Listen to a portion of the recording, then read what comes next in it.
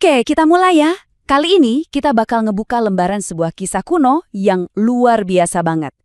Tentang sebuah peradaban raksasa yang kekuatannya itu nyaris menembus langit. Tapi kesombongan mereka justru yang membawa mereka ke jurang kehancuran. Inilah dia, kisah kaum Ad. Coba deh, kalian bayangin sejenak. Ada sebuah peradaban yang saking suburnya, saking kuatnya, sampai-sampai setiap malam itu lahir 1000 anak baru. Suara tangisan bayi mereka itu udah kayak simfoni kekuasaan. Nah, pertanyaannya, kekuatan macam apa sih yang bisa menghentikan simfoni sedahsyat itu? Oke, kita langsung masuk aja ke dunianya kaum Ad. Mereka ini bangsa Arab kuno yang tinggal di Al-Ahqaf. Itu loh, wilayah padang pasir yang ada di antara Oman dan Yaman.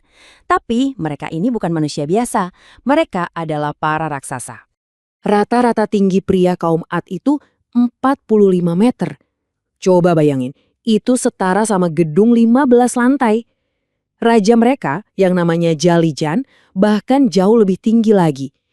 Katanya nih, kalau dia berdiri, bayangannya aja bisa menutupi setengah kota, seolah-olah matahari tenggelam tiba-tiba. Gila kan? Dan yang bikin lebih gila lagi, ukuran raksasa mereka itu diimbangi sama umur yang super panjang. Mereka bisa hidup lebih dari 400 tahun. Cukup lama buat ngelihat beberapa generasi datang dan pergi. Tapi, ini dia sumber kekuatan dan kebanggaan terbesar mereka. Para perempuan kaum Ad itu punya kemampuan luar biasa buat melahirkan sampai 1000 bayi setiap malam. Kebayang gak sih ledakan populasinya?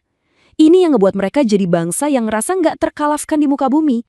Tadi kita udah ngomongin soal tinggi badan mereka. Nah, soal kekuatan fisik, wah itu bener-bener di luar nalar. Mereka itu bisa meratakan bukit cuma pakai satu tangan, atau nyabut pohon raksasa segampang kita nyabut rumput liar. Dan di puncak kesombongan ini, berdirilah Sang Ratu. Dalam sebuah festival kelahiran yang super megah, dia teriak dengan angkuhnya seolah-olah kesuburan kaumnya itu bukti bahwa mereka setara dengan Tuhan. Mereka benar-benar lupa kalau semua itu cuma titipan. Nah, dari sinilah ceritanya mulai berubah. Keangkuhan yang udah nggak terkendali ini akhirnya mengundang sebuah peringatan. Dan peringatan itu datang dari seseorang dari kaum mereka sendiri, yaitu Nabi Hud. Coba deh bayangin suasananya. Di tengah festival yang super ramai itu, Nabi Hud yang postur tubuhnya normal kayak kita, maju ke depan. Tingginya itu bahkan nggak sampai ke lutut para raksasa. Tapi dengan suara yang tenang dan tegas, dia menyuruh mereka untuk menyembah Allah, satu-satunya sang pemberi nikmat yang sesungguhnya. Reaksi mereka udah bisa ditebak, cepat dan kejam. Sang ratu petawa terbahak-bahak, ngejek Nabi Hud sebagai sebongkah debu. Perempuan-perempuan lain nuduh dia iri, bawa sial. Mereka bahkan melemparinya pakai sisa-sisa sesajen dan langsung nyuruh prajurit buat mengusirnya dari kota. Nah, setelah penolakan yang begitu menghinakan itu, Nabi Hud pun berdoa. Tapi menariknya, beliau itu nggak minta mereka dihancurkan loh. Beliau cuma memohon kepada Allah untuk menyadarkan mereka dengan cara menahan sumber kebanggaan terbesar mereka itu.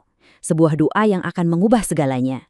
Dan doanya dijawab seketika. Malam itu juga gemuruh tangisan ribuan bayi yang biasanya bikin kota itu hidup, tiba-tiba lenyap.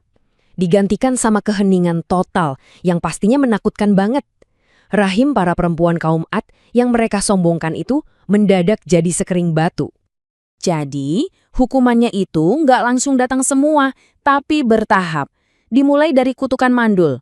Pas mereka tetap nggak mau sadar, Allah menahan hujan selama 7 tahun penuh. Kekeringan parah ini akhirnya bikin kelaparan massal yang memusnahkan separuh dari populasi mereka. Sebenarnya, setiap tahap itu adalah kesempatan buat bertaubat, tapi mereka malah milih buat makin sombong. Setelah 7 tahun menderita, mereka akhirnya putus asa. Sebagai upaya terakhir, mereka pun mengirim sebuah delegasi ke Baitullah di Mekah buat memohon hujan.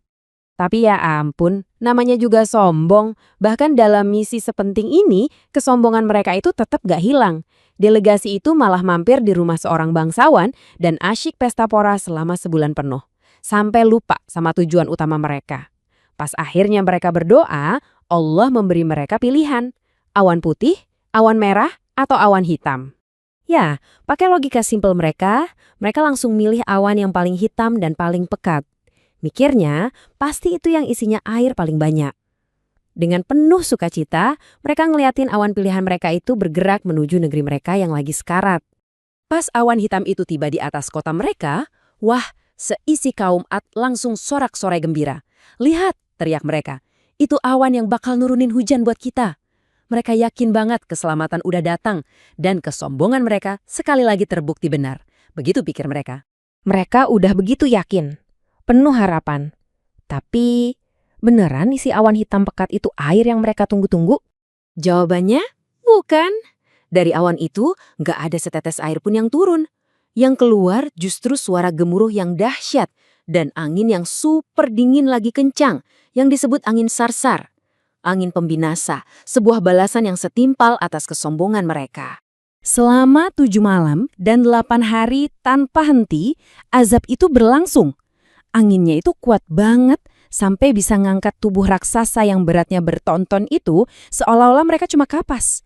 Mereka dicabut dari tanah, diputar-putar di udara, terus dihempaskan dengan keras ke batu-batu, sampai hancur berkeping-keping. Persis seperti yang digambarkan di kitab suci, mereka jadi kayak batang-batang kurma yang udah lapuk. Dan ketika badai itu akhirnya reda, kota Aramlah yang tadinya megah itu udah rata dengan tanah. Jadi, sebuah kuburan raksasa. Nggak ada yang tersisa kecuali puing-puing dan mayat-mayat kaum yang sombong itu. Hanya Nabi Hud dan segelintir pengikutnya yang beriman yang selamat, dilindungi di tempat yang aman atas izin Allah. Sisa-sisa fisik mereka jadi bukti bisu dari dua hal. Betapa luar biasanya karunia yang Allah berikan ke mereka, dan betapa totalnya kehancuran yang mereka terima. Ada riwayat yang menyebutkan kalau tengkorak mereka itu saking besarnya, 6 orang bisa berteduh di dalamnya. Dan 1 gigi geraham mereka aja beratnya bisa mencapai 10 kilogram. Jadi, pelajaran pentingnya apa dari semua ini? Ada hubungan yang jelas banget di sini. Setiap karunia terbesar mereka, kekuatan fisik, umur panjang, dan kesuburan malah melahirkan kesombongan yang spesifik. Dan pada akhirnya dihancurkan oleh azab yang setimpal dengan kesombongan itu. Kisah kaum Ad ini ninggalin kita dengan sebuah pertanyaan abadi yang relevan banget sampai sekarang. Kekuatan, kekayaan, kecerdasan, atau karunia apapun yang kita punya, itu semua kan anugerah. Pertanyaannya, kapan rasa syukur atas anugerah itu berubah jadi kesombongan yang bikin kita buta? Karena di titik itulah anugerah terbesar kita justru bisa menjadi awal dari kejatuhan kita.